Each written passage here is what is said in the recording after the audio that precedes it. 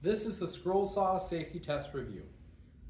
If you're ever making adjustments to the scroll saw, you should turn it off and disconnect the power.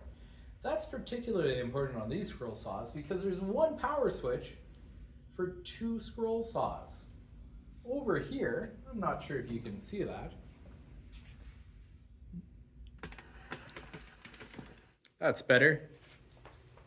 We have a power switch here for those two scroll saws. We have a power switch here for these two scroll saws. Make sure you unplug the scroll saw so someone doesn't come along and turn on this power switch for the neighboring scroll saw. Never put your finger in front of the blade of the scroll saw. You'll notice that the safety guard on the scroll saw comes out, up, around, and down. You can actually put your finger in front of this scroll saw. Don't put your finger in front of the scroll saw. Don't talk to other people when they're using the scroll saw. Let people give the scroll saw their full attention. Don't talk to other people when they're using the scroll saw.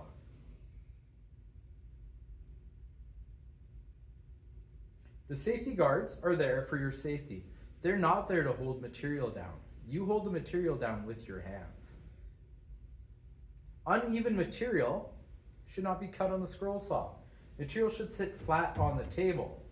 Sometimes we call material stock. We're breaking down stock. Material is stock. I'm telling you that because when you write the test, it might say stock. Uneven stock should not be cut on the scroll saw.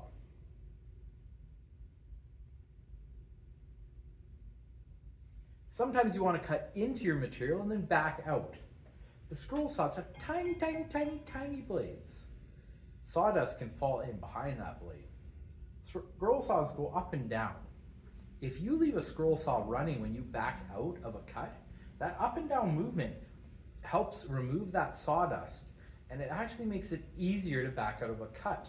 If you turn it off and you try to back out of a cut, that scroll saw that fell in behind that cut, that sawdust that fell in behind that cut will actually jam up the blade and you'll break the blade. Leave a scroll saw running when you back out of a cut. It'll make your life easier. These blades will break. They're tiny, tiny, tiny. Turn off the saw, come and see me, and I'll put a new one on for you. Don't change it yourself, and don't abandon the saw and go to the next one. Come and see me, I'll put a new blade on for you.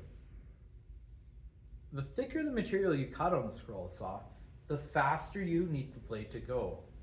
Okay? The scroll saw needs to eat away at the material at a fast rate. Okay? Some kids get nervous when they use the scroll saw. They go and they turn it on. And they realize they can turn it down really, really slow. But then they're impatient. And they push the material through really, really, really, really, really fast. This little saw can't eat the wood that fast. It chokes on it, and then it dies. You just killed the saw. You're a saw murderer. Don't be a saw murderer. Let the saw chew the wood faster by turning up the speed. The thicker the material you cut, the faster the saw should go. You should never run these saws less than half speed.